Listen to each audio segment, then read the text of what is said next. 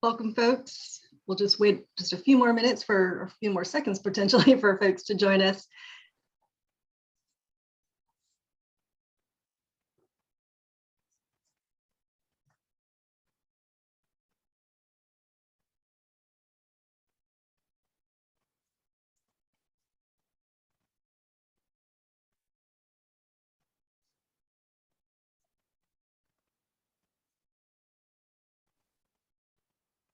Great. Well, why don't we go ahead and get started? Thank you for joining us this evening. Good evening. My name is Deanna Chow, and I'm the Assistant Community Development Director. And welcome to the Housing Strategy Workshop. And thank you for taking the time to join us this evening. I see we have a number of new attendees too, so a warm welcome and glad you could be here with us this evening. For tonight's meeting, we will have about a 45-minute presentation, followed by polling questions to receive your input, and then time for Q&A. I know the meeting was broadcasted for about an hour, but we do think we do need a little extra time to go through the important material this evening and to receive your feedback. So if you do need to leave early, please note that this meeting is being recorded and you can watch the meeting later. And we'll provide that information on how to access our materials and our recordings. So here with me this evening are members from the M Group who are assisting the city with the housing element. So Cristobal Soria Mendoza and Jeff Bradley, and Sun Kwan, who will be helping us with the presentation this evening. And then we have interpreters Angela Thielen and Lorna Silva, who will be providing Spanish interpretation. So thank you for being here. I will now turn it over to Calvin Chan, who will go over some of our logistics for the evening. Thank you.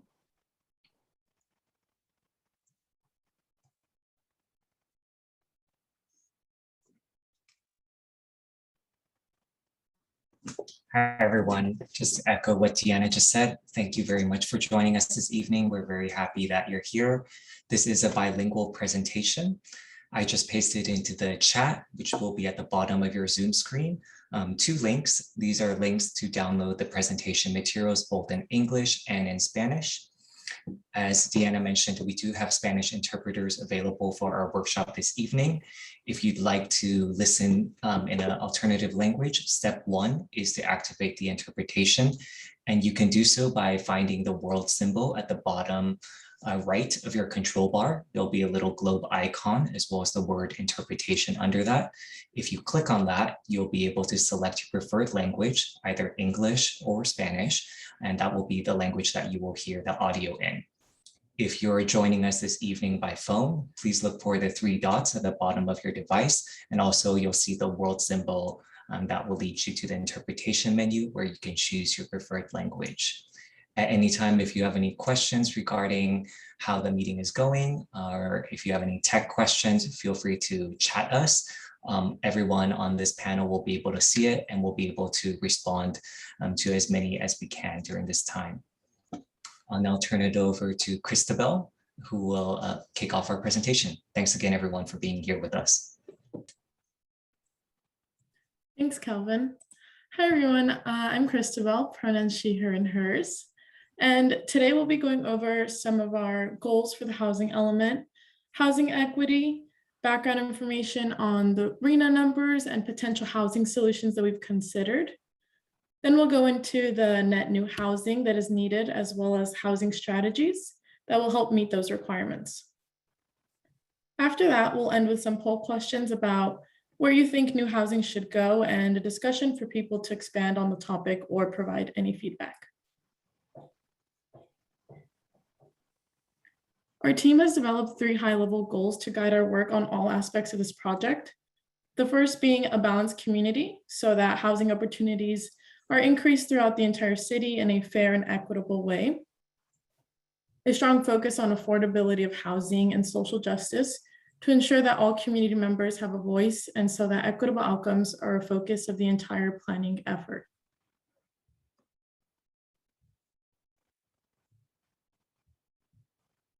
Here are 4 relatively new concepts that have gained attraction over the past years, as we've seen how discrimination, climate change, and so many other factors have affected communities, especially communities of color.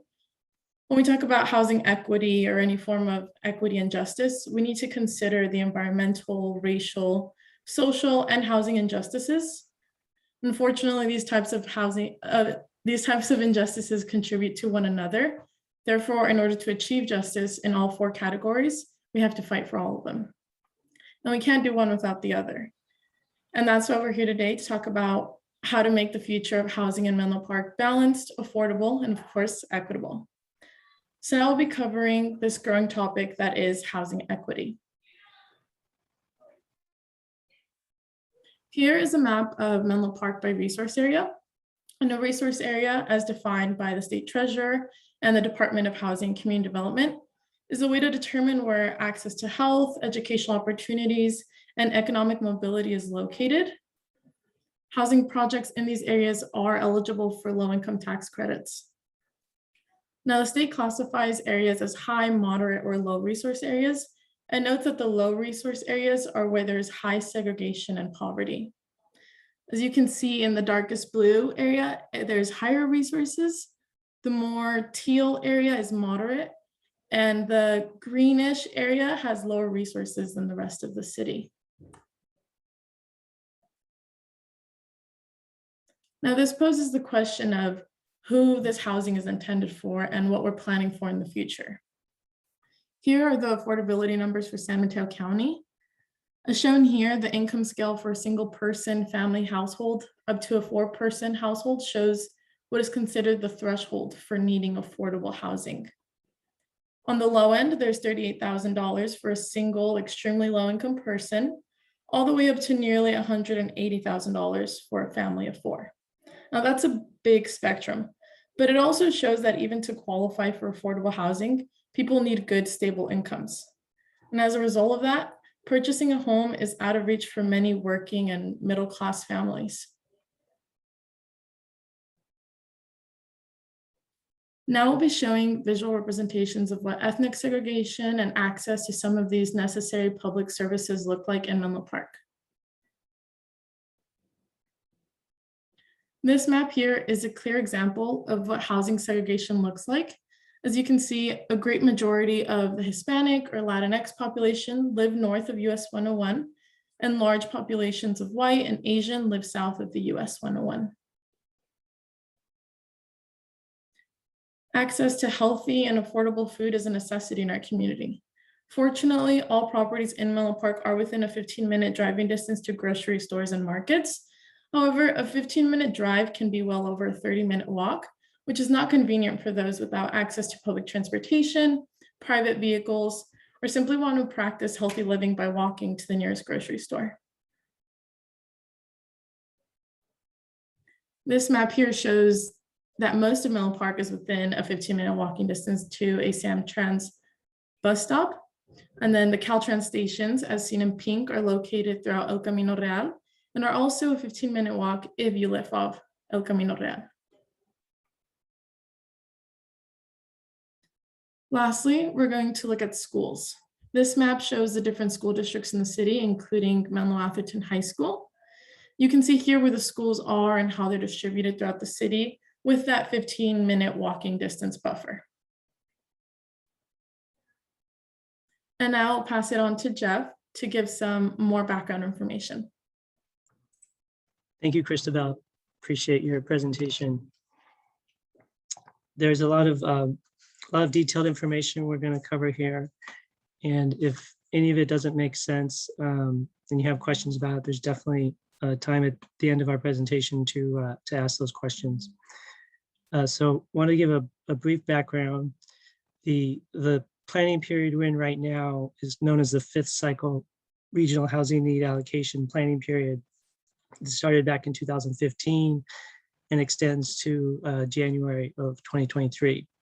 And these numbers here show the progress that the city has made through the development of housing within the community up until about 2020 was when this data was collected through the annual reports provided by the city. So you can see that both very low income housing and low income housing has been produced in that about 62 to 64. Pretty good progress. with a little bit of time left in this planning period to bring those numbers up closer to 100% or more, hopefully. Moderate income has been very low production, less than 10%. You see the 8% there in red. And above moderate, also known as market rate housing, has seen a very strong production of nearly 1,200 units, which is almost 800% of what the housing target was for the city during this 8-year planning period. So those are some numbers to keep in mind when we think about going forward policies and programs to encourage and facilitate enough housing to meet our housing goals. And then we go to the sixth cycle, which is for the new housing element that goes from that 2023 time period all the way out to 2031. So another 8-year period. And you can see here that the planning numbers, the housing goals and targets for the city have increased substantially from a total of 655 during the fifth cycle for up to nearly 3,000 units. You see the 2,946, and we add a 30% buffer to that number. And that is highly recommended by the Department of Housing and Community Development. They're the group at the state level that provides the guidance and ultimately the review and certification of the jurisdiction's housing element. So now we're looking at a number just north of 3,800 housing units. So at the beginning of this process, we worked closely with staff to just think of some high-level strategies that could be applied, some of which have been done in previous planning periods. Some of them are new. And I'm just going to go through these quickly, and we'll hear more about them later in the presentation. But this is sort of a high-level outline of some of these real specific land use strategies that have been identified as a way to plan for this additional housing. So starting in the middle, the fifth cycle sites, that refers to any parcel of land within the city that was designated for housing during the fifth housing element cycle, but has not been utilized. That's known as a reuse site. And reuse sites have special requirements that have to be applied to them in order to reuse them or recycle them again for the next housing element. And then additionally, we have what's known as pipeline projects. These are projects that are in the so-called planning pipeline, which can extend from application submittal, which is known as a pending project, to an approved project, to a project that's under construction. And depending on the particular facts and timing of those projects, they can count either in the fifth cycle or the sixth cycle, depending on the specific time frame of the progress of those projects. So then we go out into these other areas, religious facilities. Normally we wouldn't think of religious facilities as providing housing. Typically the general plan and the zoning don't encourage or even require that or allow that. But however, there is a new state law that talks about that, and we'll get into that a little later. Accessory dwelling units obviously are small backyard cottages, attached portions of a home that can provide more affordable housing solutions for a good range of people. Also looking for other additional housing opportunities in single family areas, which obviously by definition have historically been restricted to single family homes on a single lot. Commercial sites are usually larger sites containing office buildings or shopping centers that can be repositioned and redeveloped for 100% housing, or mixed use projects that would include housing and commercial uses. And then we looked at downtown and El Camino Real as a specific plan area that has a long history of providing a variety of uses, including housing. And so we wanted to dig deeper into that. And then we also got a lot of feedback from the housing community, particularly the nonprofit sector, as well as the Housing Commission, urging us to look strongly at publicly owned parcels of land.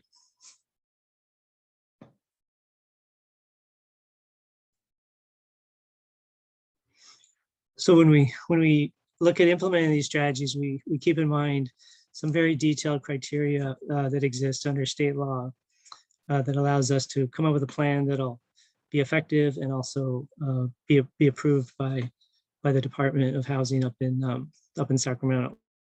And this is just very high level summary of some of the biggest items.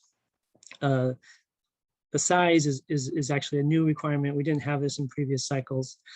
Sites previously could be very small or very large, but now the state has come up with a new requirement that most of the sites need to be within this range of ½ an acre up to 10 acres. We can talk about the reasons for that later if we have time. And the 30 units per acre dwelling unit standard is very important. Under the default density, properties that have a minimum density, such as 30 units per acre for Menlo Park, it can vary slightly between different jurisdictions. There's a presumption that that's a density high enough to encourage the development of affordable housing. There's new fair housing laws that Christabel referred to, really requiring a proactive approach to distributing new housing throughout the community. Having a property must have a realistic development potential. There must be some factors that would lead to be presumable that it could reasonably be developed within this 8-year period we're talking about. There needs to be good proximity to transit, schools, and other needed services that people need, as well as proximity to available utility hookups or existing utilities.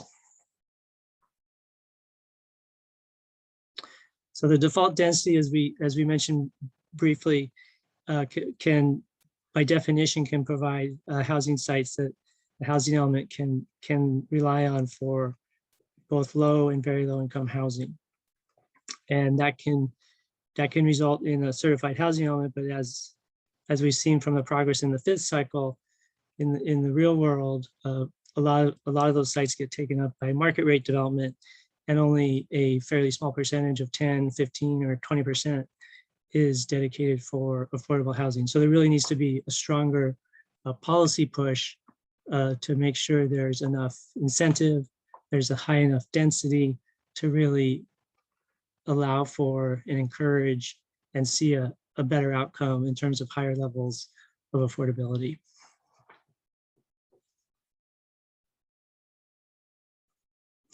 There's a number of tools the city has in their toolbox now to encourage higher densities and higher levels of affordability for individual projects as they come in. And there's a range of things here, ranging from the city's existing inclusionary requirement, also known as a BMR program, which stands for below market rate housing. And that typically ranges 10 or 15% of a total project. 10 or 15% of those units need to be set aside for those affordable units.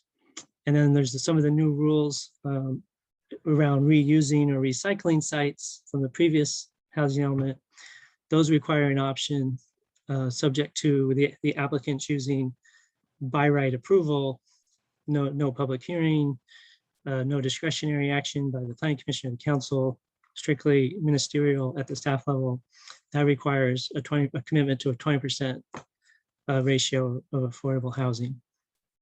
State density bonus law applies to every jurisdiction across the board, and those allows bonuses up to 35% historically.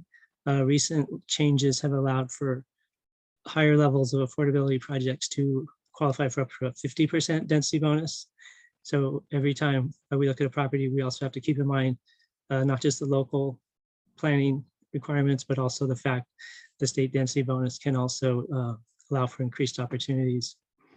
And then Menlo Park has an affordable housing overlay that can provide density bonuses up to 60%. So you can see a wide range of spectrum of required affordability just within the city's existing housing policy structure. So we mentioned briefly pipeline projects when we were looking at the strategies. And there are a number of projects that can count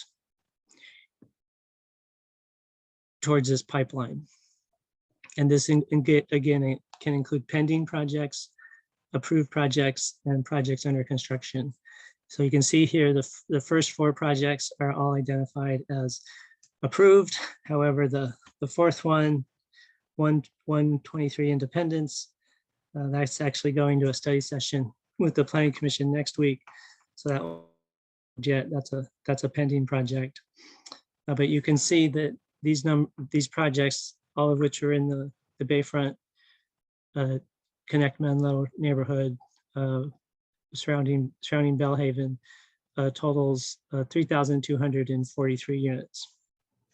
Of those, 2,756 are above moderate or market rate units, and the remainder, 487, are in the 3 affordable income categories of very low, and moderate. And so you'll see these numbers pop up later when we calculate what we call the net RENA, or the net new housing needed.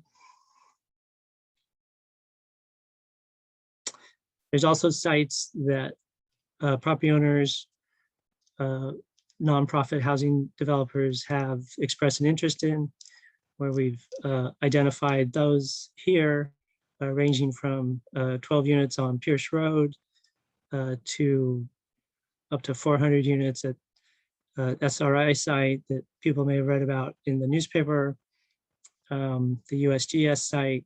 That property most likely will be declared surplus, and there'll be some interest in developing housing there. So those numbers start to add up as well to nearly 800 net new units. So again, the location of the pipeline projects is in the north or the eastern part of the city, between the Bay and 101, and you can see them here, these red parcels. The 487 affordable units. These numbers have moved around a little bit recently, but you can see the distribution resulting from the planning that was done in 2016 to allow for increased office space and a corresponding increase in housing in this District 1 neighborhood.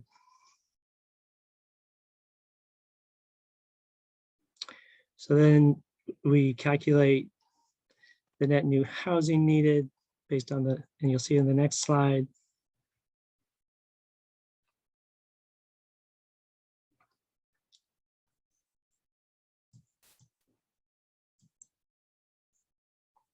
Thank you.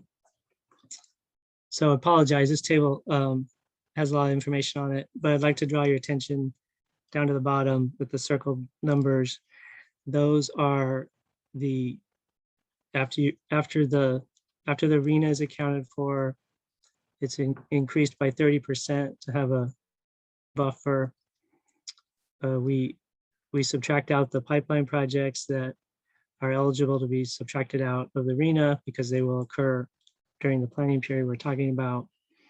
We subtract out accessory dwelling units. We're left with just under 1,600 affordable units needed.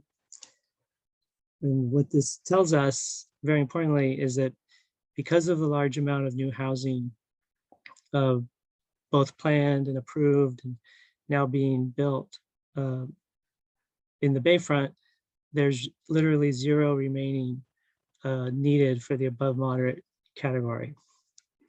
And there's 1,600, just under 1,600 units needed to serve the very low and moderate income housing targets set by the state and distributed by ABAG. And so can we go back to that? So this whole entire effort will really be about not just meeting these numbers from a numerical perspective, but also coming up with a distribution that we can all agree is fair and balanced. The whole city. If you think back to high-level goals we had about a balanced community with social justice and a strong focus on affordability, This has to be more than just meeting these numbers.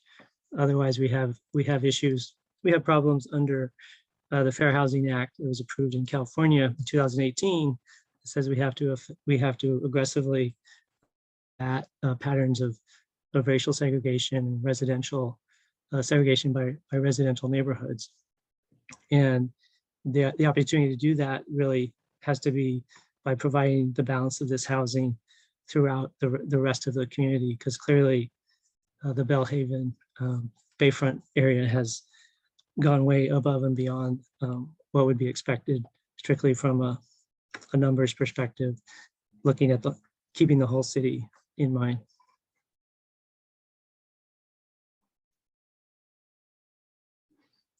So due to that, summarize, nearly the above moderate income category, also known as market rate housing, has been exceeded over 100%, 165% has been exceeded based on just the projects approved and in the pipeline now. And nearly 23% of all the affordable housing is accommodated within that pipeline coming out of the Bayfront neighborhood. And housing equity really does require us to plan the remainder of it for the other portions of the city that are also those high opportunity areas where, under affirmatively furthering fair housing, we have a duty to make sure there's housing opportunities for lower income households in those great areas. But to really achieve that vision, besides just having it look good on paper, from the numbers perspective, we need a robust program of policies to really support higher levels of affordable housing than what we've seen so far.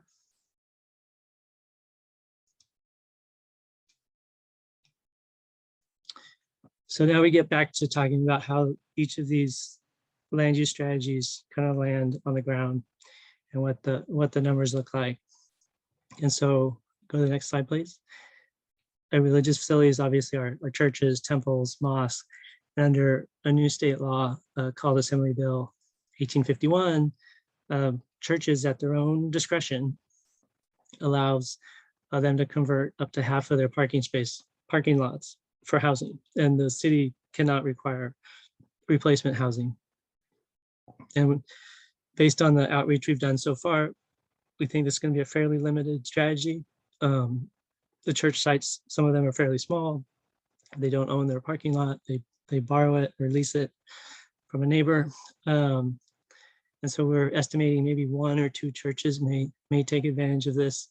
And so as a result, you see the housing range there from 0 to 50 units.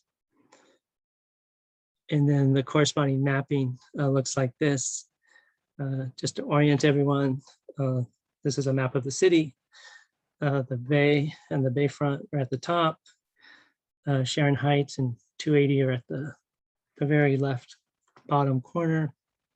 And the city stretches out along that, along the county boundary line, essentially. And so what you'll see as we go through these different strategies, and we can zoom in later. This is pretty high level. People are going to want to see more closely. But everything you see in red, with the exception of some of the boundary lines, the parcels you see in red, those are potential sites. Nothing's been decided. We're doing a preliminary pass at this based on these criteria we talked about, based on these strategies that we've shared starting back in May with City Council kickoff. Really taking it to the community to give us feedback where we should really focus our efforts within this context of all these different variables. So all the parcels you see in red are part of this preliminary identification process, due diligence. And so that's everything. And then the ones that are circled with the black circle are sites that fall within the particular strategy we're talking about. Sorry, go back a sec. Thank you. Is that you, Asher, driving? It is, yes. Okay, great. Thank you. So the sites you see circled in black with the little red sites in the middle, those are the religious facilities that have this sort of state law permission to develop housing. So we just wanted to acknowledge that, but we're not really leaning into that very hard because of some of the physical constraints and the levels of interest we've seen so far. So the next slide goes to publicly owned sites. That looks like a parking lot. So public parcels. So we didn't start out with this strategy, but we did get pretty consistent feedback from the nonprofit housing sector that said, hey, most of the housing that we have that's in the county that's affordable is located on parcels that were acquired or deemed surplus by a public agency, public entity, such as a city or a county. And it's a good strategy for generating affordable housing projects. We heard from the Housing Commission similar comments. And so we went back and added this as a strategy when we looked at the city-owned parking lots, which we feel also falls under the downtown, look at the downtown El Camino plan for opportunities. And we also started looking at possibly the use of public parks in the community. But we did get clear message from the council on their meeting Tuesday night, just 2 nights ago, that they, to a person, none of them are interested in pursuing that at this time. So you won't see that here as a strategy or a recommendation or in any of our numbers. So I just wanted to put that out there now, for obviously for folks who have become interested in that question. But we did look at all the sites that we could identify as being publicly owned to evaluate as possible housing sites. And we estimate that based on what we know now, really focus on just a couple different sites, literally 2, that it's between 50 and 250 units. And this simply identifies at the top of the map, adjacent to 101 on one side, and then adjacent to Flood Park on the other, but not in the park. Next to the park, there's a parcel that's owned by the Ravenswood School District, where they, and this was also on the previous table that showed sites with expressed interest by the property owner, and that's one of these, or that's this site, because the school district has expressed an interest in surplusing that property for specifically for housing development. So we thought that was a good example of a property that fell into that category of publicly owned site. And then the large circle downtown is simply trying to circle the public parking lots that serve the downtown.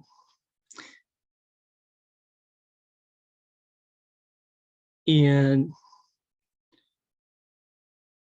just a caveat, going back to the public parking lots, we're not suggesting that all of the public parking lots would be put on a list for as use as opportunity sites within the housing element.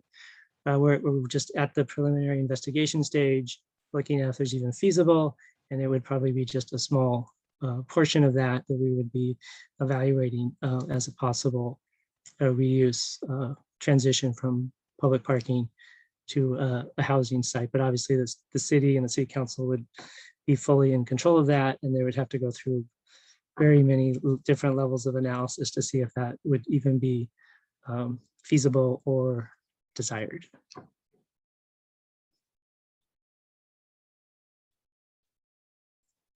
So then we go into commercial sites, which,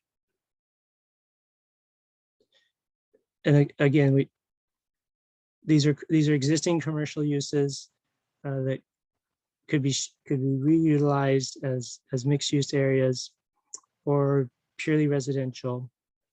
Again, we have locational criteria around access to transit and proximity to schools and parks. Based on this criteria and kind of filtering down, this yields a fairly large amount of potential housing. uh, between about 750 up to about 1,250 units. So that's one of our more significant strategies, and there's a lot of room to scale this up or down based on community input and working with the city and eventually with HCD to see which of these sites would really be feasible, because a lot of sites have constraints that are invisible, and it requires research to uncover a lot of the facts that we need to discover on these. And so starting from top to bottom, it shows a cluster of sites at Willow Road. Asher, can you give me a verbal description, of quick flyby of each one of these? Sure. So let's pick back up with Willow Road. That is mostly kind of small commercial sites right across from the VA. There's kind of a lot of different uses and kind of like smaller buildings that are all owned by the same people, and a lot of times it can maybe be recombined in different ways, might support housing. Over here is another Minalto Road, I believe, and there's a little commercial area there that we also think might be a potentially good site. And then on Middlefield, and especially the intersection of Middlefield Willow, there's some office parks. Thing in this area, that's where Willow's Market is. We're not really looking at the market site in particular, but a lot of the area around there we thought might be a really good site for housing, as well as we mentioned the USGS site, which kind of is larger red bit, and there's a smaller office adjacent to that. And then out on closer to Alma, there's another little commercial corridor on the eastern side of Burgess Park. And then up in Sharon Heights, there's the Safeway with a really large parking lot that thought make a really suitable site potentially, as well as more office areas on Sand Hill Road. Thank you, Asher. That was very helpful. And just to clarify, you're not seeing any sites in the downtown area, because those are in a separate category called downtown / El Camino. So that's why this map is kind of like it is. And then we go on to the next strategy, which is El Camino Real downtown, which again, many of these parcels are commercial, but we put them in a separate category because, as you see here, these properties are within the specific plan area for the El Camino Real and downtown specific plan. And you see here the shape of that, encompassing the downtown, of course, and then branching out along both directions on El Camino. And so the goal here is really to take a close look at the potential for achieving housing under both the existing planning parameters of the existing downtown plan, and then also looking at what it would look like to increase some of the densities to at least that 30 unit per acre default density, which is important to be able to consider sites as potentially good candidates for affordable housing. And so here we're seeing, and of course, some of these properties already go up to 50 or 60 units per acre with the community benefit bonus, and then they're also eligible for that up to 60% affordable housing overlay bonus that it covers this area. Some other areas with the R4 affordable housing overlay designation. So we find with this strategy, we're looking at a unit range between about 250 and 750 units, really based on what shakes out in terms of both the parcels that we can make a strong argument are viable candidate sites, as well as the variable of the densities. So you see here, there's sites scattered all along El Camino, and then other smaller sites on either side behind Santa Cruz Avenue, and then branching out to the north.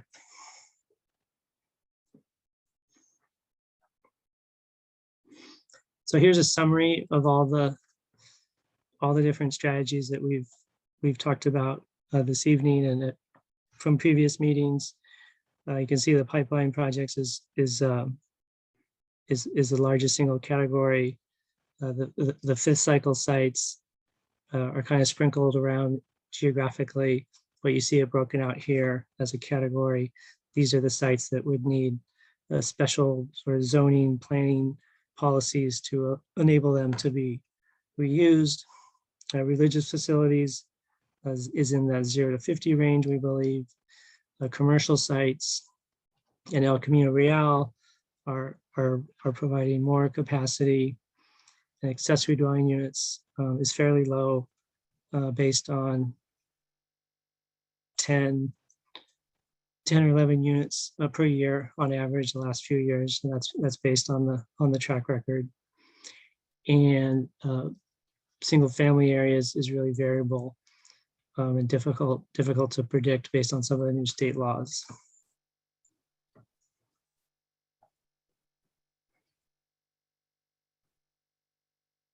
So these are all the sites together on the same map. I see it's 7:15, so I'd like to get to the end of this so people have time to ask questions and do the polling. Next slide. Next slide. So a large part of the city is occupied by single family homes, which you see here in red. These are actually the parcel lines of the homes. And this has all single family zoning. And next slide. ADUs are allowed, obviously, on single family homes. The 85 units we talked about, different configurations. Next slide. These can be up, down, left, right. Next slide. Missing middle is a concept of providing housing that's more dense than single family homes, but less dense than multi-story apartment buildings, under the observation that this type of housing has become very rare over the last era, essentially, since 1940s, 50s. Next slide. Next slide. Next slide. Recent legislation is the state's response to this. SB 9, just signed into law last week by the governor, says all of those single family parcels that we saw on the map can be split in two. On each lot, you can build a duplex. This law is effective in January of 2022. So sounds like a really big game changer. However, some real detailed planning analysis coming out of this Turner Center at UC Berkeley is estimating fairly low amounts, on par with ADUs possibly. That may be a little too conservative, but there are constraints around people actually doing this, obviously. Next slide. Senate Bill 10 was a companion bill that allows cities to pass an ordinance without any environmental review, allowing up to 10 unit multifamily buildings on any size parcel near transit or anywhere within a city that is already zoned for residential or mixed use development. Next slide. This is the existing land use map, shows all that area in yellow essentially is residential. Next slide. Single family residential, a lot of it. Half of the city is made up of, over half the city is zoned for residential property. Most of that is single family. So potentially there could be a lot of movement there, but we're not, at this point, we're still kind of digesting these new state laws and trying to figure out how it really impacts this planning effort. Next slide. So now we get to live polling. and we hand it over to Calvin.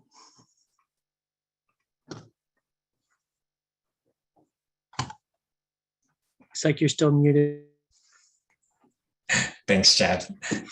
Thanks everyone again for being here this evening. We have about 70 attendees this evening, and we're going to start off our polling, which is intended to be an interactive exercise where we can get some quick feedback before we go into some open-ended questions. There's a total of 11 polling questions. The first 5 are just some demographic questions where we invite you to input your response so that we can continually improve our outreach to ensure that we reach a wide cross-section of the community. I'll now launch the first poll.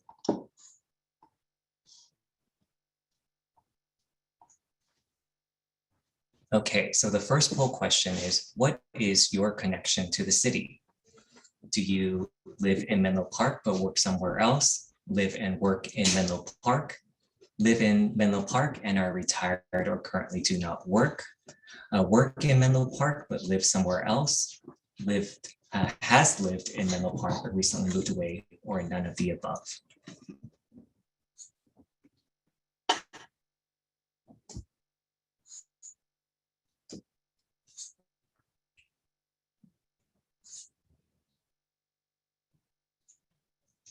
Okay, we'll give another 10 seconds or so. In total, each question I'll give about a minute to collect your feedback, please.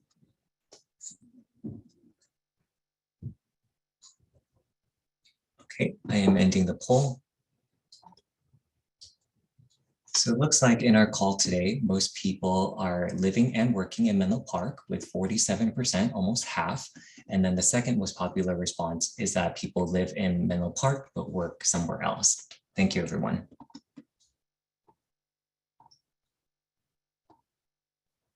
Okay, our second poll question is, how long have you lived in the city?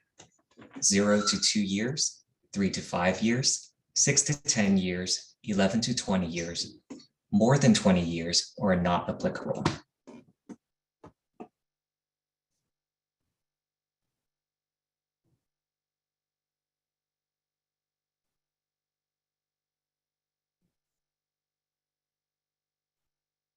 Give another 10 seconds or so for responses to come in.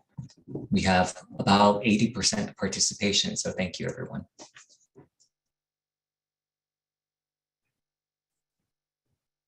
Okay, I'm going to end the poll now.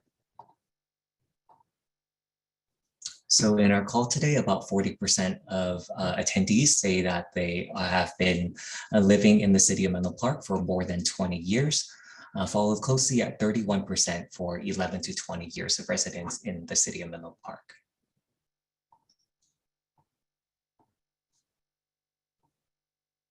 Okay, poll question 3.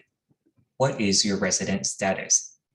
Homeowner, renter, unhoused person, temporary resident visiting, or not applicable?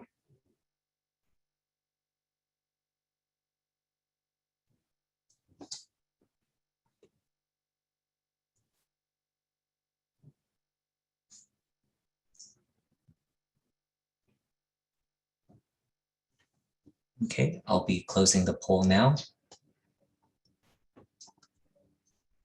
So 71% of the people on this call today are homeowners, followed by 15% as renter, and then almost similarly is 14% not applicable. Poll question 4, and this is a multiple choice polling question, so feel free to select more than one option as it applies to you. What is your ethnicity or race? American Indian or Alaska Native, Asian, Black or African American, Hispanic or Latinx, Native American or Pacific Islander, white or other?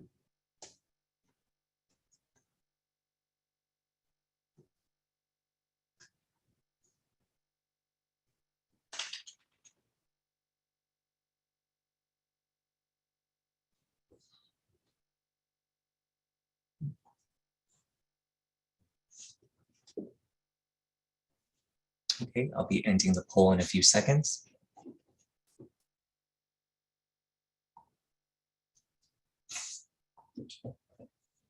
Okay, on this call today, 78% of respondents chose white as their response selection, and then followed by 11% as Hispanic or Latinx.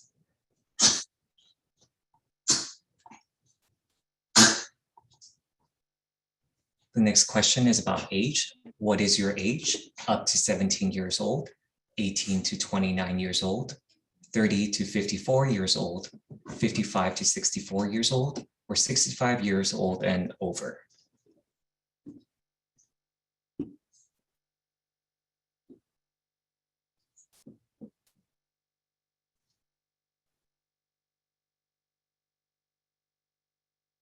Okay, we'll give another 5 seconds.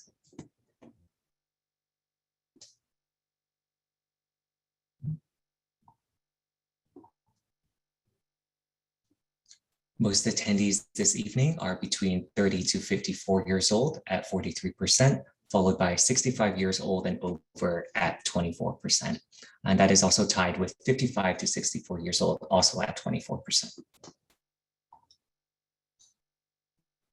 So the next 4 questions have to do with preferences for additional housing. They'll ask for your most preferred, followed by second, third, and then least preferred. So of the strategies that you see on your screen, which is your most preferred for additional housing? More housing in single-family areas, multifamily areas, in the El Camino Real or downtown areas, in city-owned parking lots, commercial areas, or religious facilities.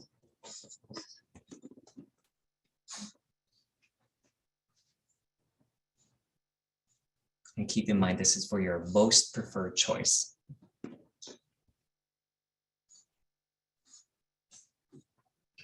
Okay, I'll be stopping the poll in 5 seconds.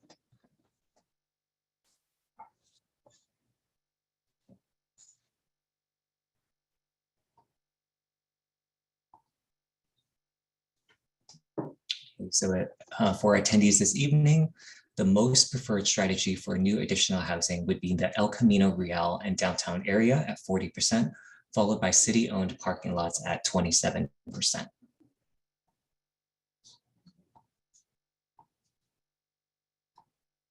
The next poll question is very similar, but is asking for your second most preferred area for additional housing. So that would be single family areas, multifamily areas, El Camino Real or downtown areas, city-owned parking lots, commercial areas, or religious facilities. Please select your second most preferred area for new additional housing.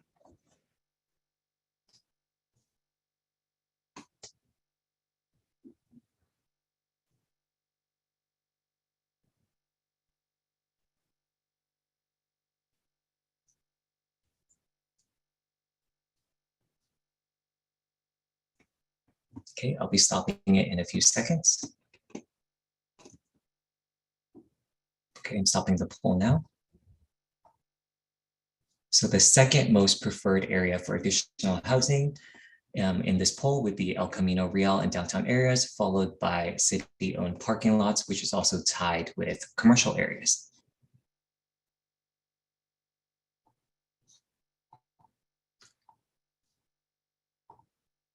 This next poll question asks for your third most preferred.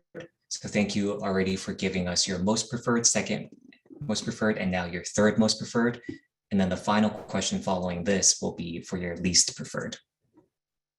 So again, the options are single family areas, multifamily areas, El Camino Real and downtown areas, city-owned parking lots, commercial areas, and religious facilities.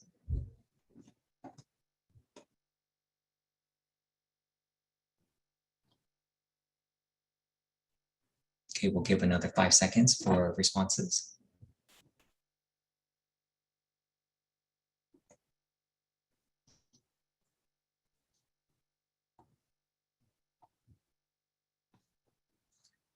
At 38%, the third most preferred area for additional housing would be in the commercial areas, followed by 21% in city-owned parking lots.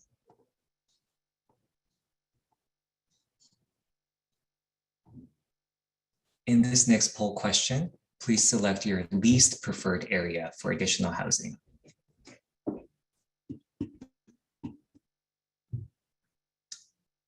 Again, we have asked for your most preferred, second, and third preferred. This question is asking for your least preferred area for additional housing.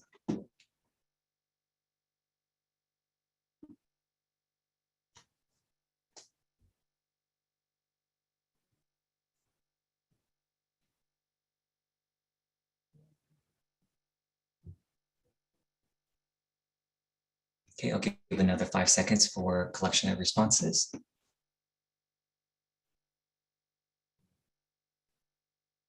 And thank you everyone for participating again. We have about 70 attendees on our call, and each poll question we've had participation from at least about 80% of folks. So thank you again.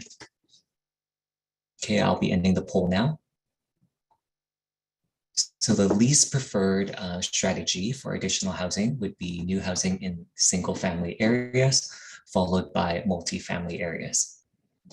And that is 54% and 15% respectively.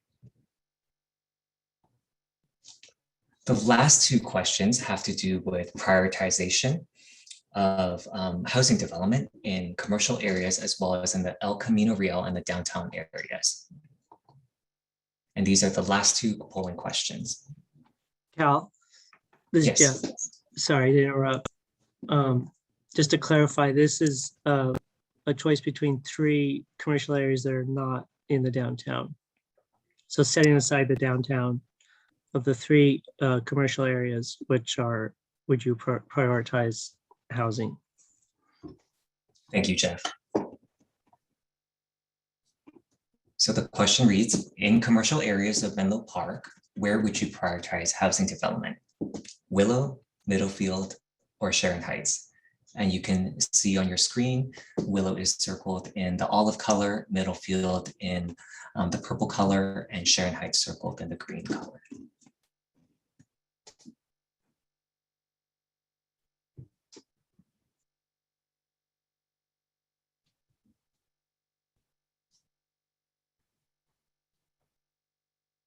Okay, we'll give another 5 seconds for collection of responses.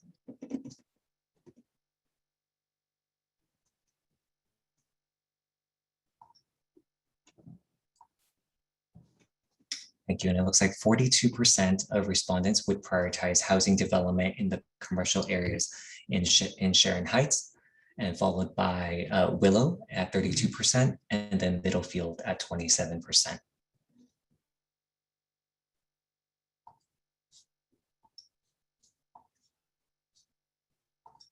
And here is our very last poll question. So in the El Camino Real and downtown areas, where would you prioritize housing development? Would it be in city-owned parking lots, downtown, and that is Santa Cruz Avenue and the surrounding area, or along El Camino Real?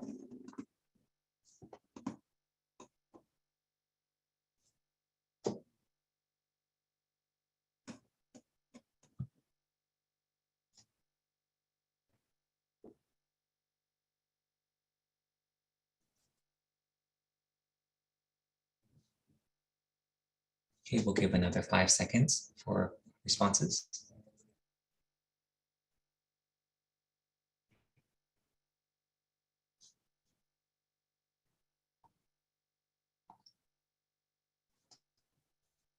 For attendees this evening in the El Camino Real and downtown areas, 40% of folks would prioritize housing development along El Camino Real, 36% would prioritize housing development in city-owned parking lots, and 17% would prioritize housing development in the downtown, particularly in the Santa Cruz Avenue and the surrounding areas.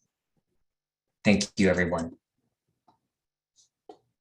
So those are our polling questions. Thank you, everyone, for participating. Each one of our polling questions had about 80% of our participation, so we really appreciate your feedback.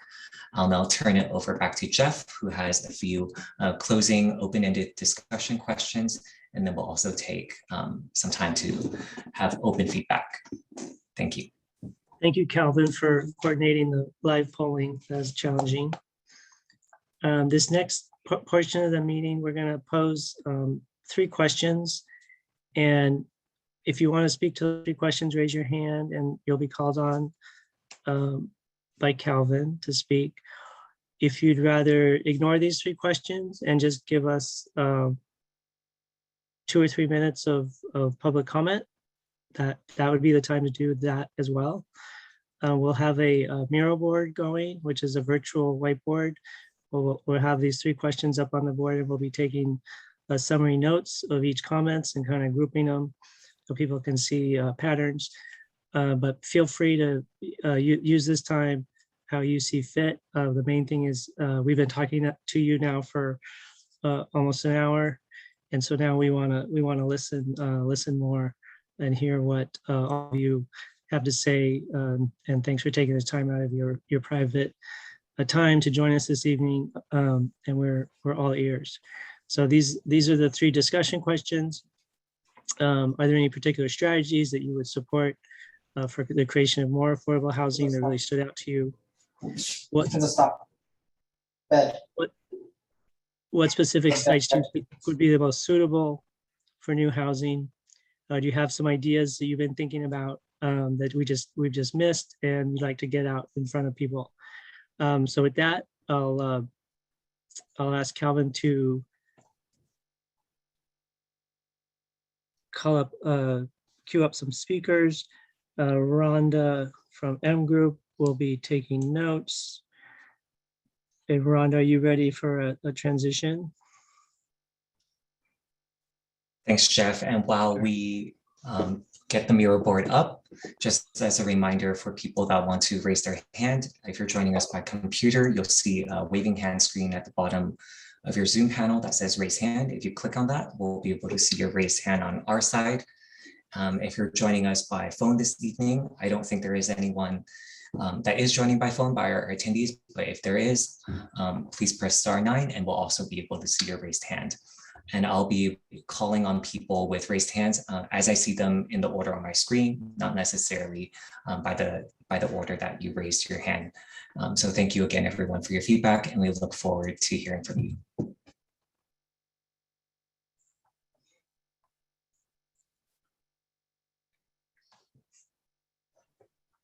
The first speaker I'd like to call on is Adina Levin. Adina Levin, please go ahead.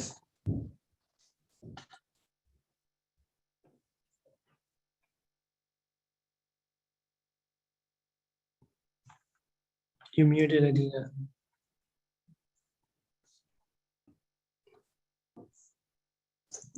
There we go.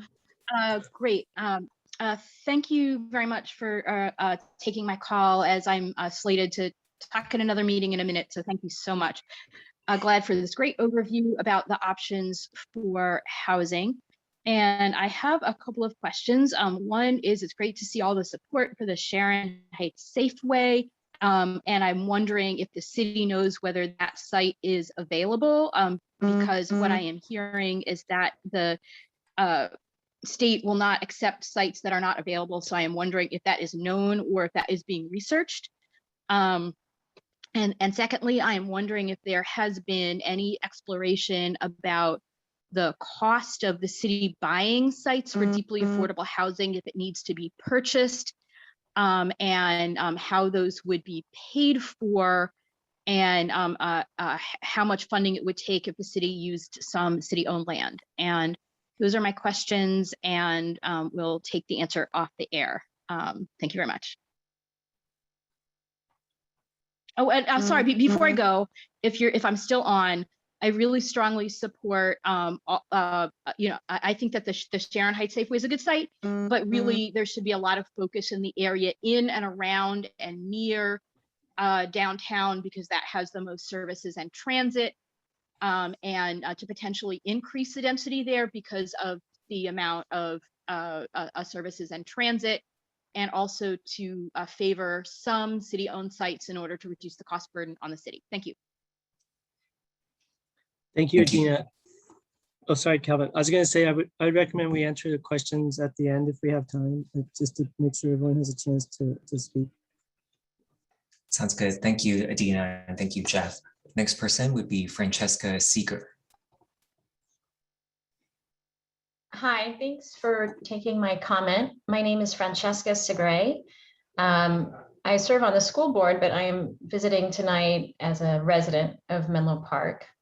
And I would just ask that as you consider the different options, that you consider that the city look at the proposed housing by school district and not just by council member district. So as you're distributing it, think about the impact on the schools and what schools have capacity already and which ones don't. And that's it for right now, but we would like to be partners in developing this with you and would like the best way to do that. That's it. Thank you, Francesca.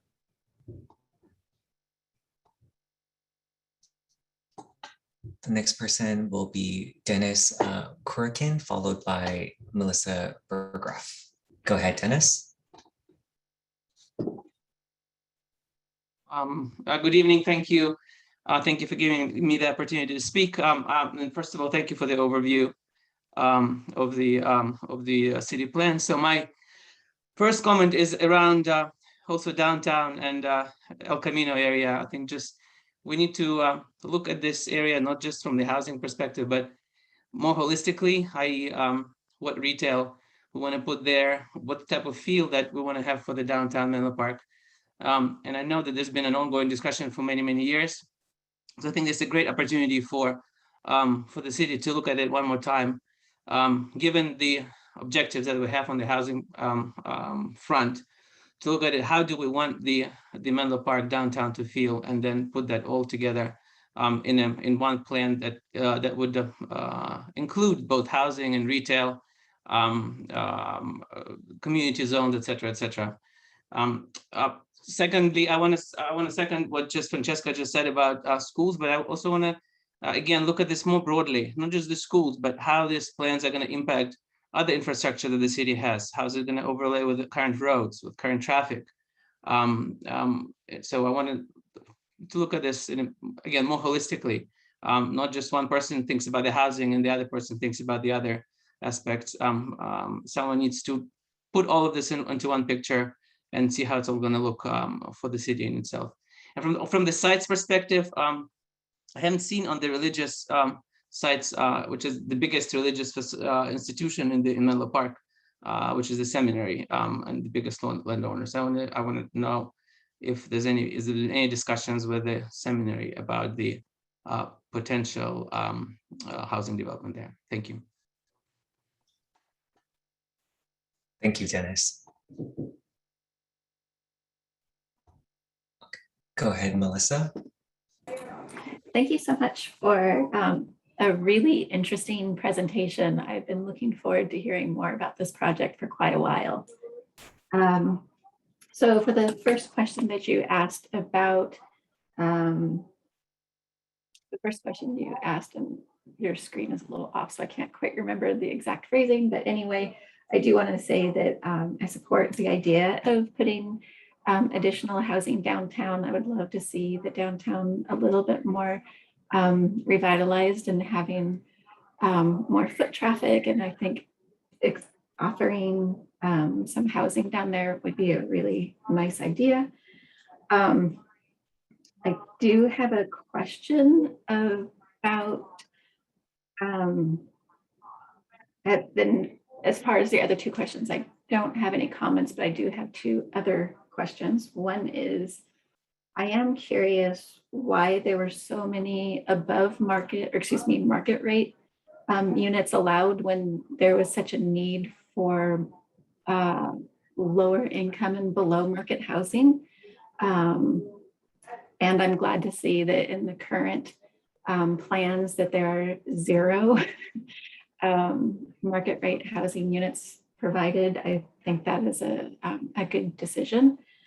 And then my second question is for the ADUs or for duplex development in single family areas, is there a minimum lot size that is needed for those housing options? And thank you. Those are my questions. Thank you, Melissa. The next person I'll call on has a Zoom screen name of SV Leads, and then following that will be Triona Gogarty. SV Leads, please go ahead. Hi, good evening. My name is Kelsey Baines. Sorry, I am in the wrong Zoom account. I am the Regional Director for YIMBY Action. We advocate for welcoming communities where everyone can thrive. And we are part of a coalition effort called the Campaign for Fair Housing Elements. It's a statewide coalition of organizations that are doing enforcement and advocacy around issues of fair housing in the housing element update. And to kind of address some of these questions, I think all the strategies outlined could be great strategies for producing housing. So want to support all of them, with the exception or just a caveat for multifamily housing. I would not want to see us identifying multifamily housing sites for redevelopment unless we had strong tenant protecting measures in place, which Menlo Park does not have. So that would be something that would be really important to be strong before we identify any multifamily housing sites for redevelopment.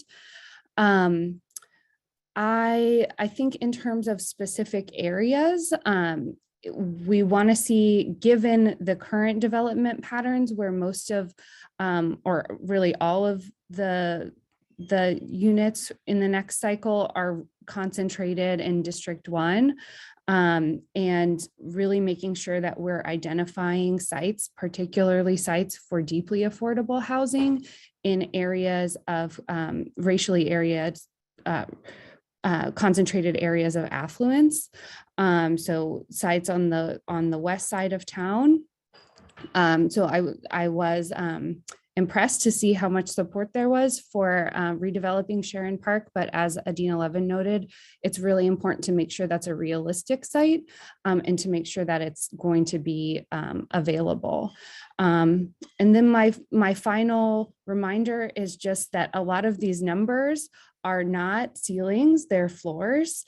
So when we think about the density needed for affordable housing, we need to factor in the land costs in Menlo Park. So likely if we actually want to produce that affordable housing, we're going to need higher densities, and we should make those higher densities possible. My final thing of ideas not yet discussed would be thinking about identifying maybe like a citywide overlay for affordable housing. And maybe that would be concentrated on the west side, but I would just encourage you to look at Cambridge and what they did with their affordable housing overlay, because I think that could be potentially really helpful for Menlo Park. Oh, and sorry, I misspoke. I think I said Sharon Park. I meant to say Sharon Heights. But yeah, thank you for listening, and thank you for all the good work you're doing. This is a good community meeting. Thank you, Kelsey. The next person will be Triona Gogarty, followed by Sue Connolly, and then Jay Peterson. Triona, please go ahead.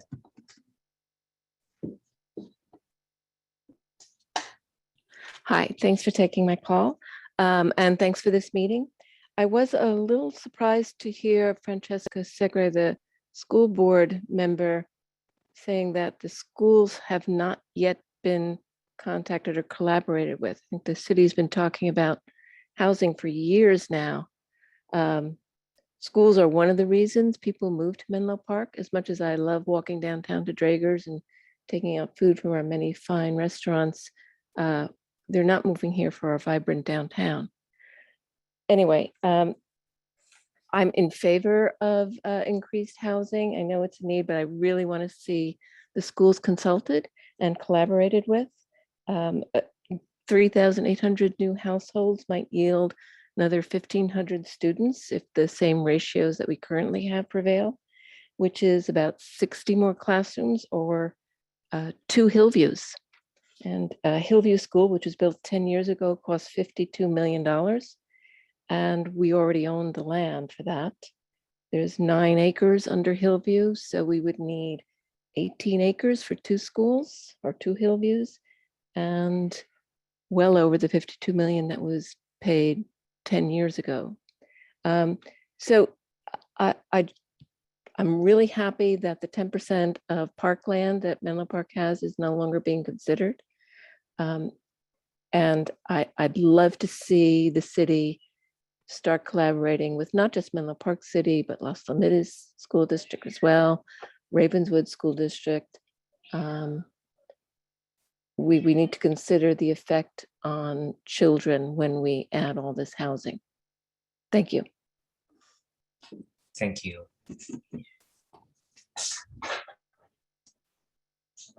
Okay, Sue Connolly, please go ahead.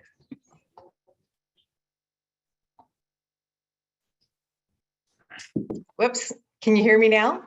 Hello. Yes. Hi, great. First of all, thank you very much for everybody who's worked so hard on this. Greatly appreciated. I wanted to say I agree with Francesca and Dennis. We really need a holistic plan. It seems like we're kind of rushing to kind of fill spaces that are available. And my concern is inequitable distribution, of course. And, you know, I'm really glad to hear Sharon Heights is on the table at last. One of the things we do need to talk about is St. Bede's has expressed an interest in providing their parking lot as a location as well. One of the things I've heard about Sharon Heights not being likely a good spot is it's not close to transit. So aside from you know, El Camino Real on the train, bus lines are quite easy to reroute anywhere you want, and free shuttles have worked very well for Stanford for many years. So that is a really good solution. I'd like to make sure that we consider at all times for access to services and, you know, but not congesting the roads. And we virtually can put housing anywhere there's space that makes sense. The other thing is I'm really concerned about just already the dense El Camino Real corridor, and then now subsequently the SRI project where they're talking about 400 units in an already dense area and in already a traffic gridlocked area as well. So my concern is trying to reduce the amount of density so that we don't break, you know, break the city basically, because we are at gridlock already at Laurel and Ravenswood. And the size, they're talking about 5-story buildings plus a garage underneath it that's at service. So we're talking about 6 stories in an area where the maximum size of buildings are 2 stories. I also really think we need to put back on the table again is revising the mandated number for this cycle. There are some fairly large factors that should be that are in play right now. One, namely, being that with post-COVID economies, the work from home model is going to be really more the norm than just a temporary thing as we've been kind of looking at it. Secondarily, we have an inordinate amount of empty office buildings already right now, all along El Camino, along Menlo, along Oak Grove. And those are office workers that are not, that were counted before as part of the mandate, and now they're 0. So that's, and also we're finally at a point too in California that there are more people leaving California than coming in. So I know that we've had a crisis, and we're, it seems like the remedies end up being kind of a couple years or even 10 years following the problem. And I think we're really in a cycle where we're actually going to be in a downward spiral, and yet we're going to be building all these the housing and offices and I've grown up in this area. I've seen the boom and bust where there have been miles and miles of empty offices along 101 at several cycles, during this time. So I'm concerned that we're building too much inventory for where the economy and where the workers and where the companies are going. And then finally, I really think we need to consider an office moratorium, because this whole housing imbalance has been created by an office boom that has been going unchecked for too many years. And then with the higher office worker density versus, the old cube land kind of a thing, but now industrial workspaces where people are shoulder to shoulder and across the table from each other. You could put 10 and 20x the amount of people in the same space that, formerly had maybe just 1 or 2 people. So we really need to consider an office moratorium, or because the new, again, SRI is looking at building 9 new buildings, which are underutilized right now. They're 2 stories and very few people in the buildings. Now you're going to have, again, 10, 20x the amount of people per story. And now they're doubling the stories. So we're just creating a monster that we have to deal with in the next cycle again. So we've got to find a way to stop this madness. And I really appreciate, I know you're dealing with the housing part of it, but that's kind of the end of the whip, but there's someone else who's holding the whip and determining this, that is actually creating the nightmare for those who are, unhoused, or those who are losing and being displaced, especially the people in District 1. And then one final point, I was really dismayed to see Menlo Uptown get the green stamp when it only had the very minimum 15% BMR, when that is the place that is notorious for having displaced and impacted the greatest amount of people who have been underserved. And again, it seems scandalous that the developers are allowed to get by with merely 15%, and then the people that are in that area are bearing the brunt of it. Thank you so very much. I really appreciate this. Thank you, Sue. Jay Peterson, go ahead. You'll be followed by Edie Goldberg and then Beth Benjamin. Go ahead, Jay Peterson.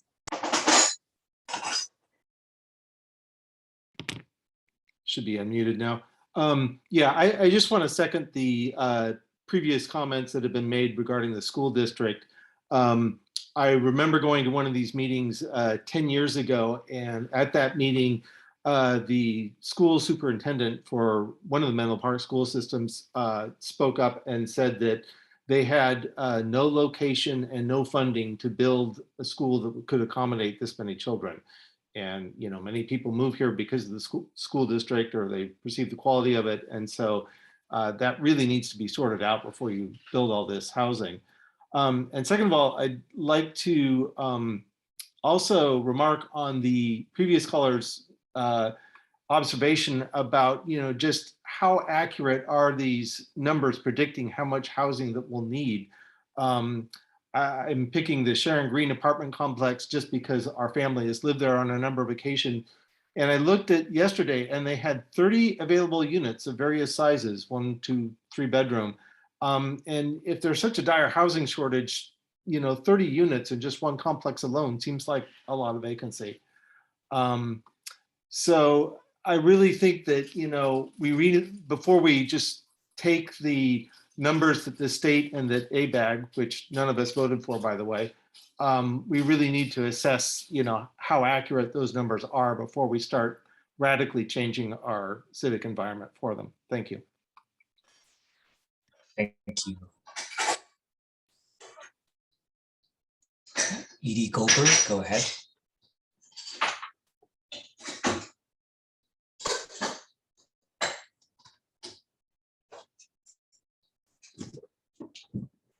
Looks like we lost Edie for a moment. I'll move to Beth Benjamin.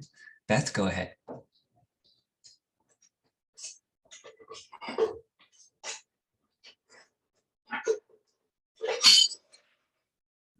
I think I'm unmuted now.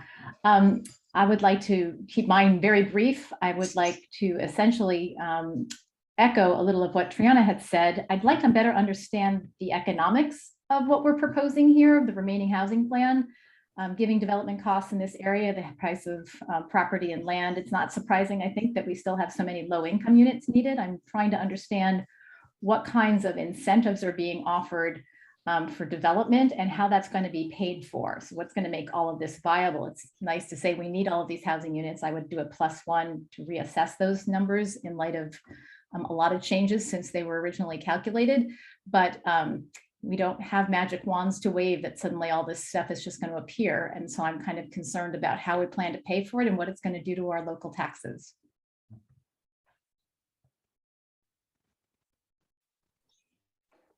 Thanks, Beth.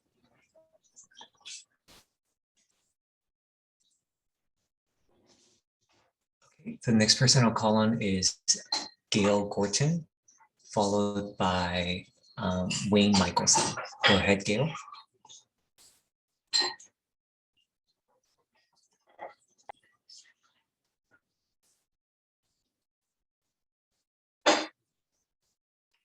Gail, you can accept the unmute. Thank you. Thanks to the M Group. I know that you've been working hard on this. I've been following your presentations for the last few months. And I'm just going to echo what has been said by other residents of Menlo Park, and that I too believe in the equitable distribution of the housing that you've been talking about this evening. I'd like to see more housing out in the Sharon Heights area, as well as in the downtown area. I know that we'd like to see everyone use public transportation, but California doesn't have great public transportation, and a lot of people just, it doesn't work for them. They don't want to use it. They'd rather use their cars and get onto 280, and I think that works for a lot of people. Also, if we want to get people from Sharon Heights down to Caltrains, we can certainly add bus service or shuttles, as was mentioned. I'd like to see more housing downtown to maybe bring some more vibrancy to the downtown area.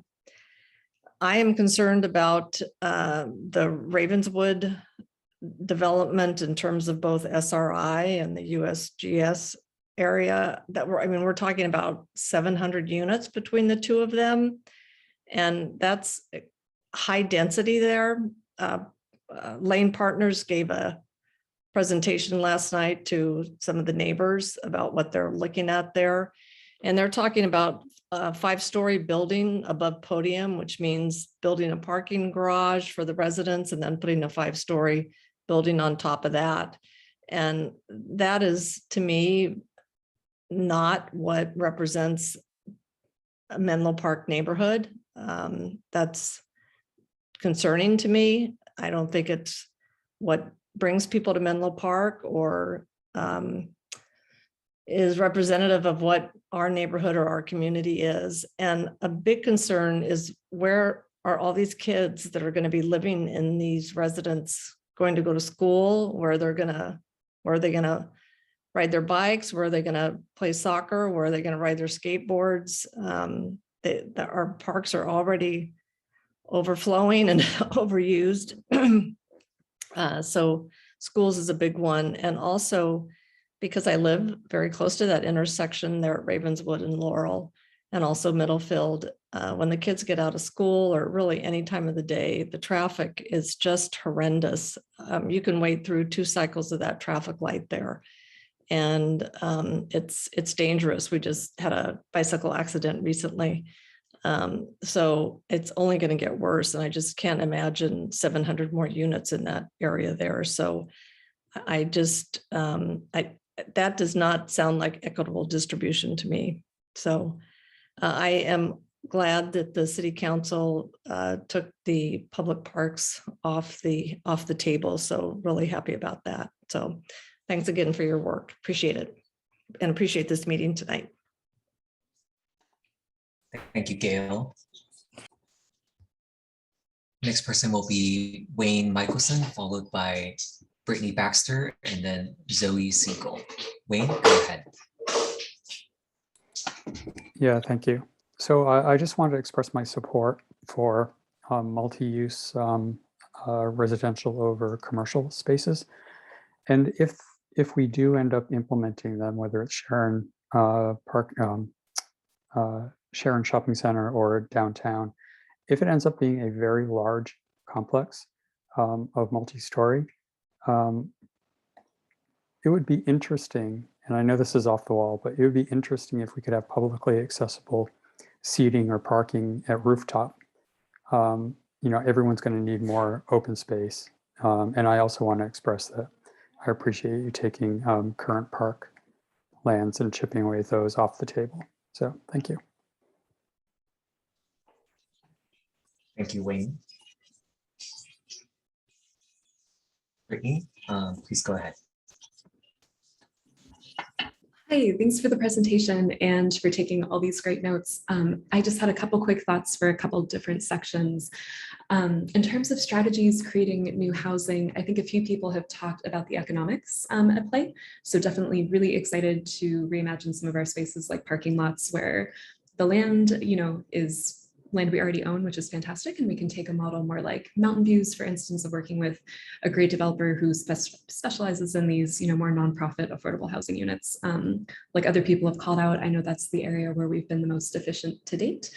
So really excited for anything we can do there. I'm also glad to hear that I think a lot of people are realizing, given land acquisition costs, that we as a city can really do some smart planning to make the most out of the land that we have versus having to acquire new land. I also really love the overall holistic approach that we're bringing here, especially as things tie into climate. Obviously, we've all seen just how dramatically the climate has changed here in our area over the last 5 or so years.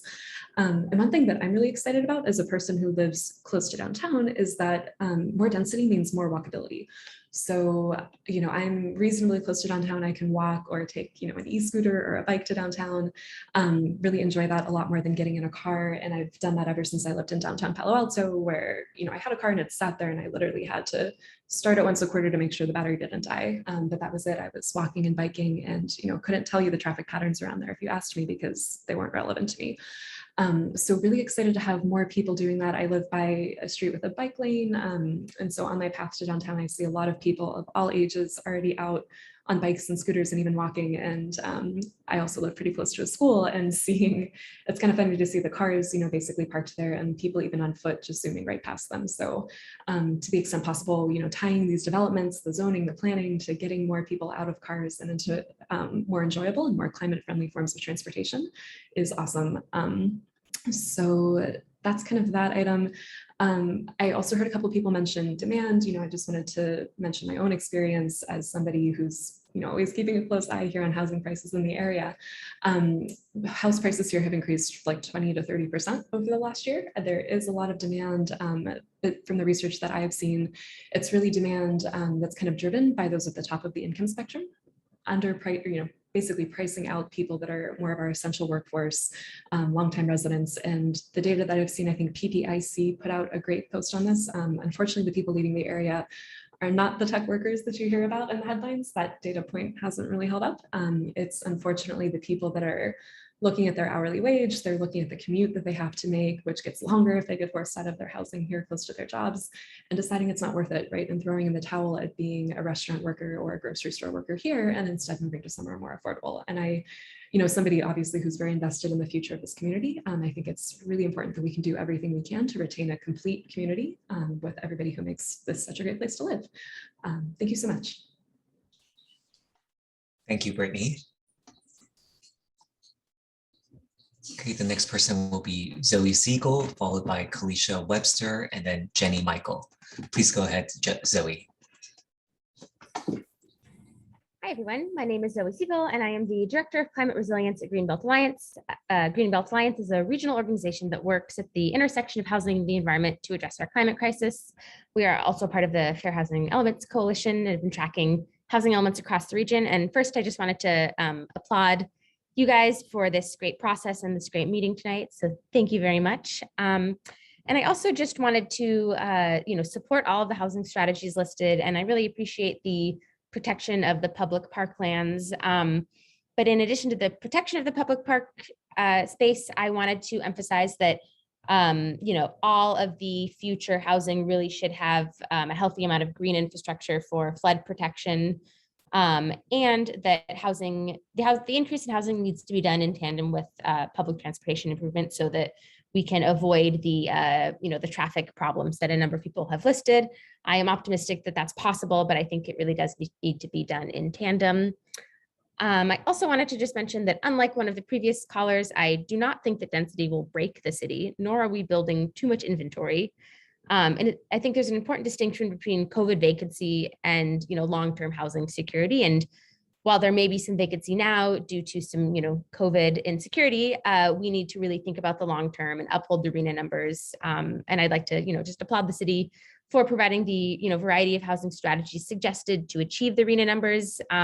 which were determined, the RENA numbers were determined after, a careful year-long analysis to really determine the housing needs of the region. And every city really needs to do its part to address our housing and climate crisis. And yeah, just wanted to thank the city for doing its part and look forward to following along in this process.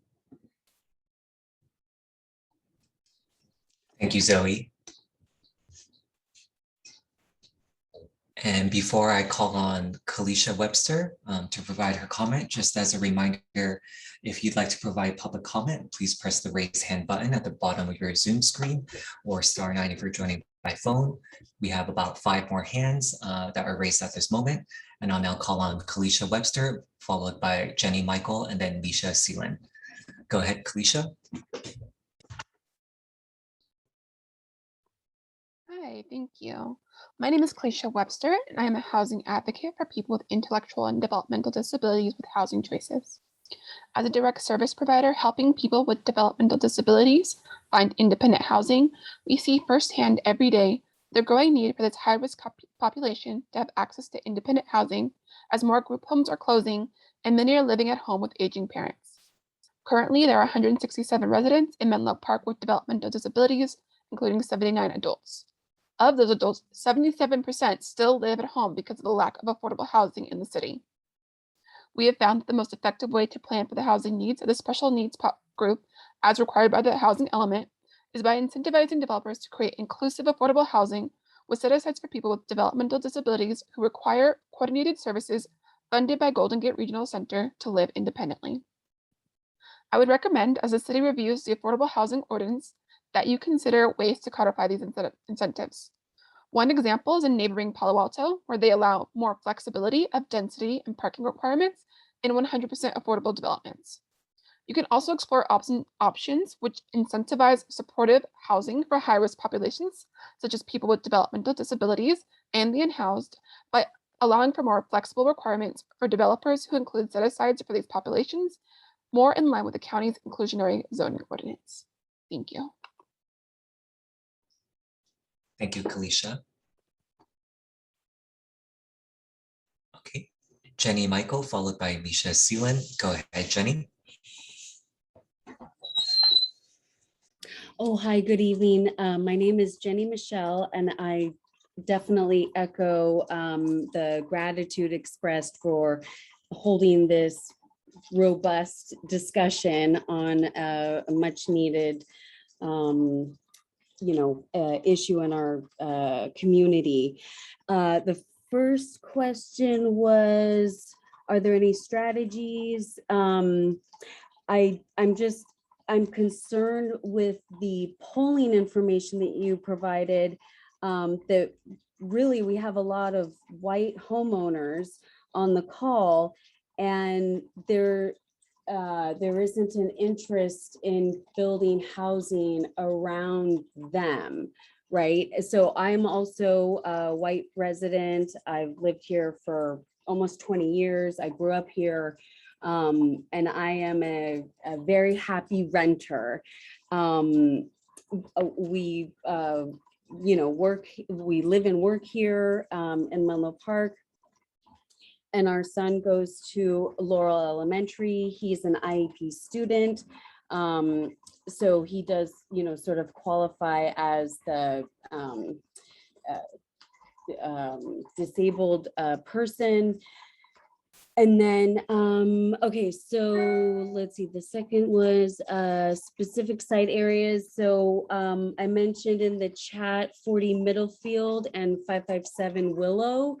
40 Middlefield needs to be remediated because of the old gas station, and 557 Willow they proposed having like a halfway house there. I think we could revisit that type of conversation where there's an SRO use type of thing. And let's see, the third question, can you scroll down? I'm sorry, Christina. Do you have any ideas? Okay, so I really appreciate what Sue, Brittany, and Zoe had to say. my concern is that, yes, we are not going to break the city with all this new housing. We're actually going to be supporting those of us who are unable to buy or are possibly going to be, how do I say this, displaced from our own current renting situation because the owner may sell. And anyway, so I'm concerned about the idea that we're not going to be supporting those of us that add to the community. I just really want to emphasize that it means a lot that we build housing really everywhere. Seminary is a great idea. What was the other one? Sorry, the NIMBY action comment about the multi-housing sites for redevelopment. I definitely have some concern about that as well, since I live here. I thought about golf courses. I think we have, what, 1 or 2 country clubs in our city that we could use, especially because water is a big, top of mind subject. And at least I worked at a country club and I know the load that we carry there. And then just throwing this out there, a lot of us, a lot of our neighbors have large front yards, and perhaps, we could invite some of our local homeless to just, post up a tent,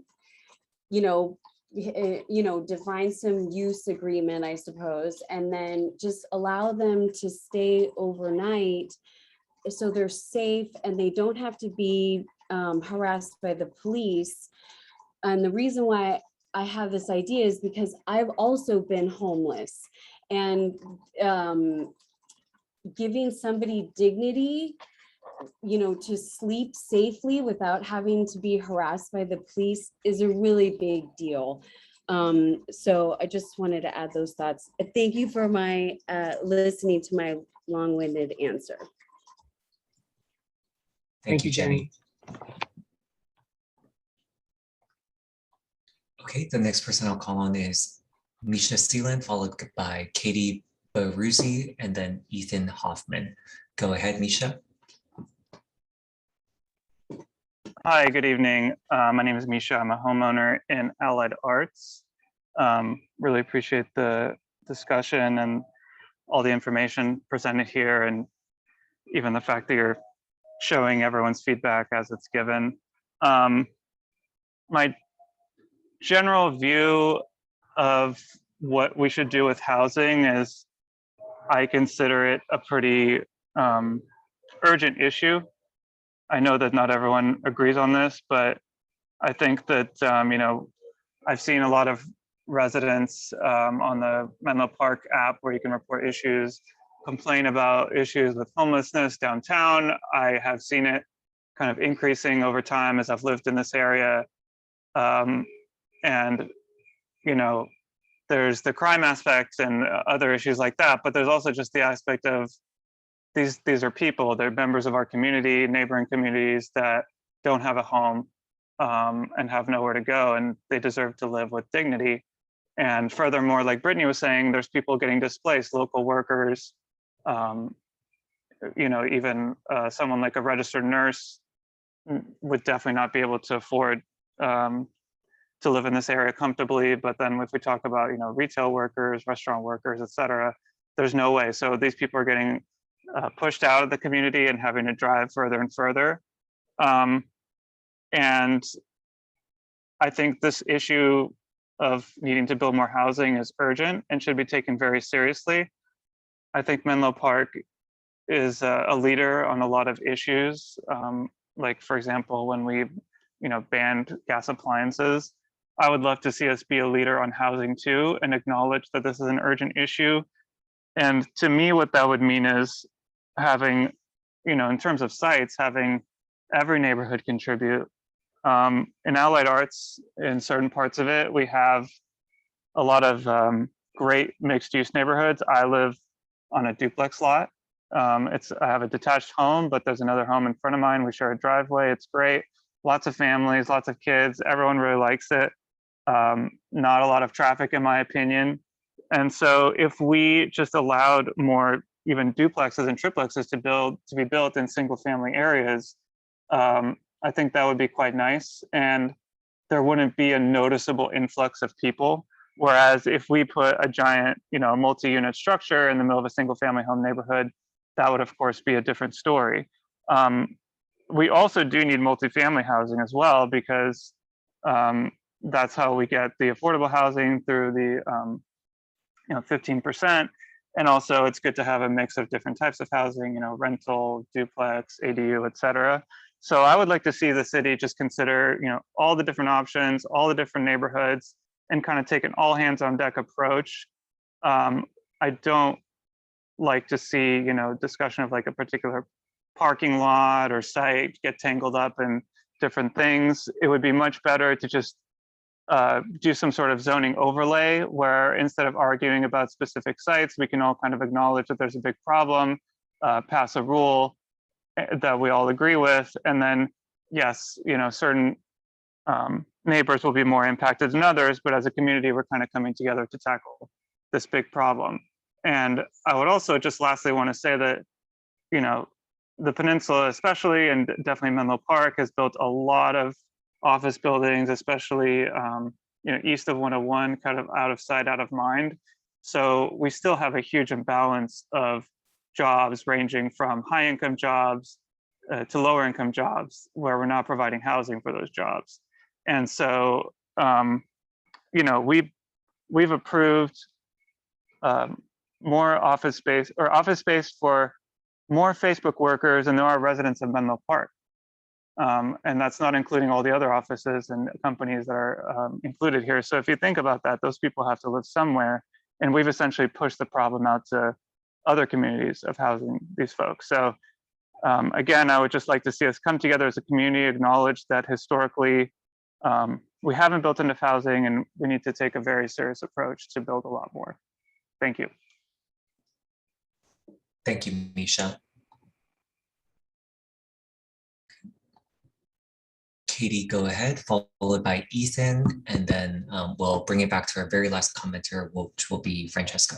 So Katie, Ethan, Francesca. Go ahead, Katie. Hi, sure. Thank you so much for this great evening, and it's interesting to hear what everyone's thinking. I just wanted to, I support so much of what so many speakers have said, so I'm going to try not to be duplicative. I do want to draw people's attention when people are worried about height to a couple of buildings that I pass frequently without really noticing them. One's on the corner of Palo Alto and Alma, across from the El Palo Alto Park on the Palo Alto border.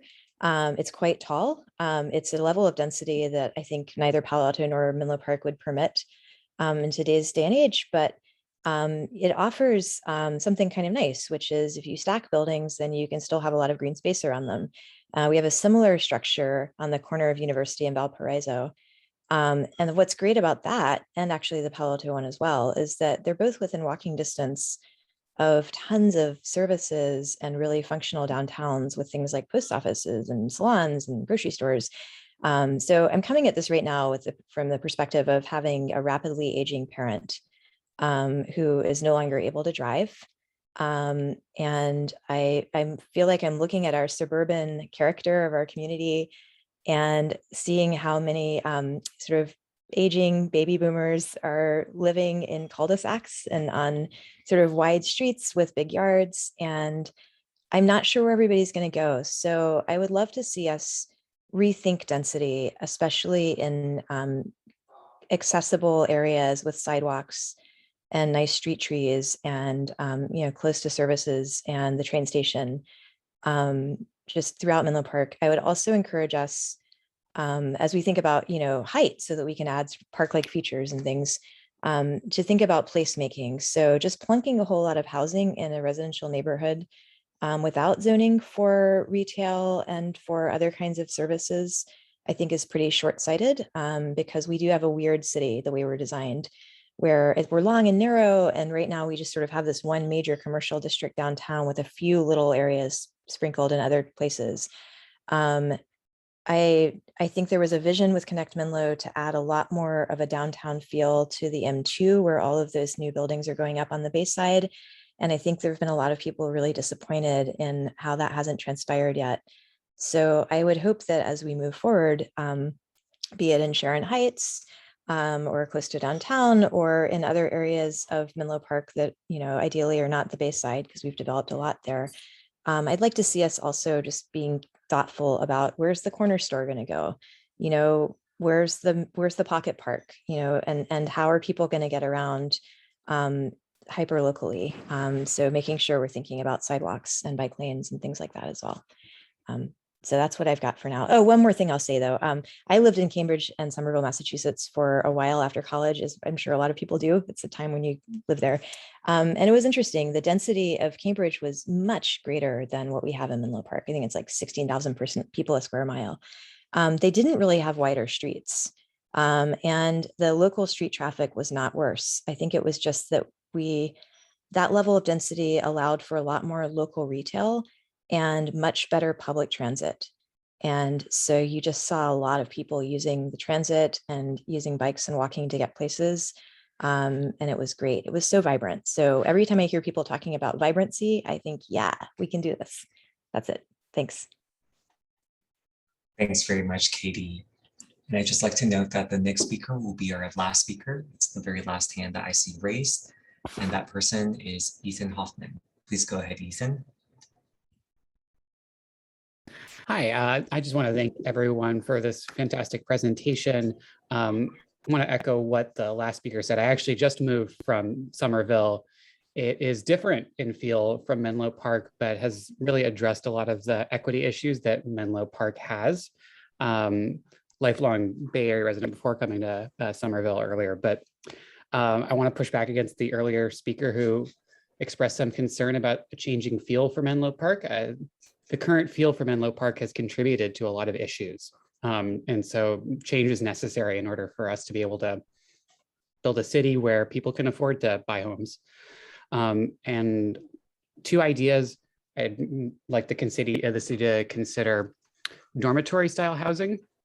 Not everyone needs to have their own bathroom. Not everyone needs to have their own kitchen. This is a really great option for some people who want hyper affordable housing. And I also want to echo an earlier commenter who mentioned redevelopment of the golf course. I think this is a really atrocious use of space and could be much better purpose for the entire community to use.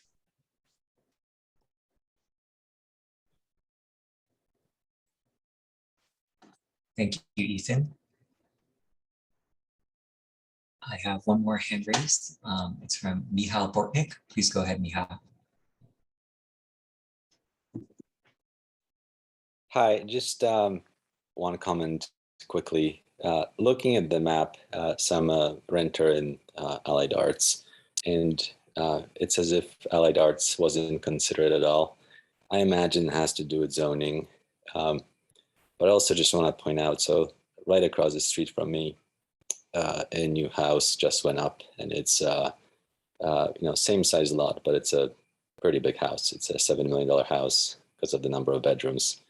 And it's just like, that could have been multiple units. And I think because of zoning, it can't be. And so as a result, we have equally big buildings, but only for people who can afford them. So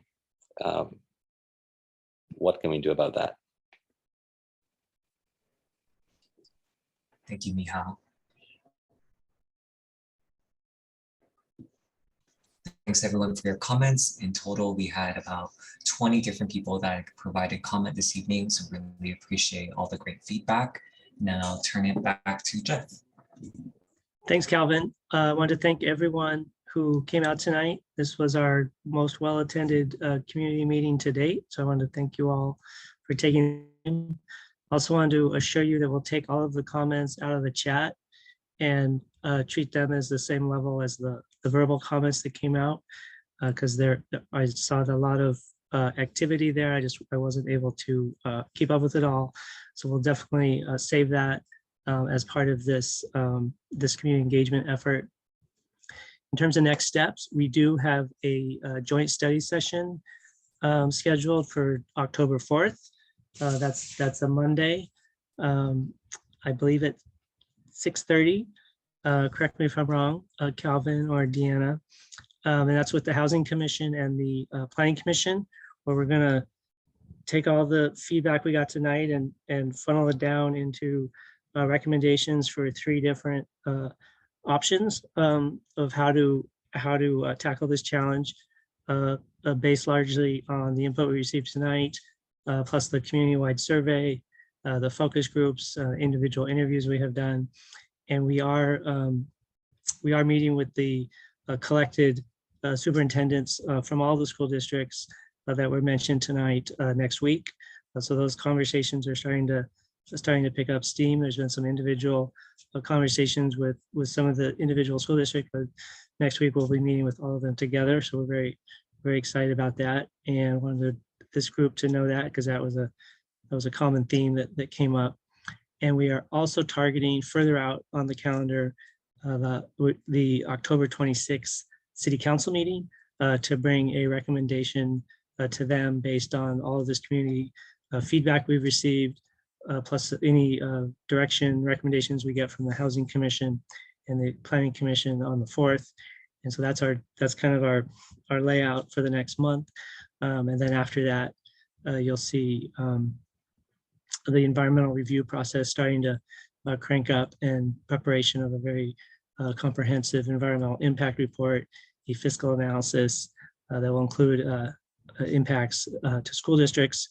And so I just want to let everyone know there's a lot of moving parts, but we're going to do our best to stay engaged with all of you. And I hope that you stay engaged with this process and continue to make your voice heard. Thank you.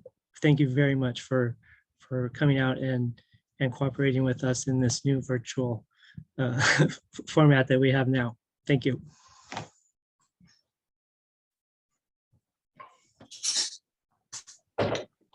And just showing on the screen, this is our main housing element webpage, which is at menlopark.org/housing element. You're able to send us a direct email contact if you'd like, just by clicking the email button at the right-hand side of the screen that's also circled. And we highly encourage you, if you haven't already, please click the sign up for updates link, and that will add you to our email list. And we frequently send updates about the project and different events that we invite you to participate in. And we look forward to meeting with you all in the future and hearing more from you as we continue this process. Thanks again, everyone, for being here this evening. Thank you.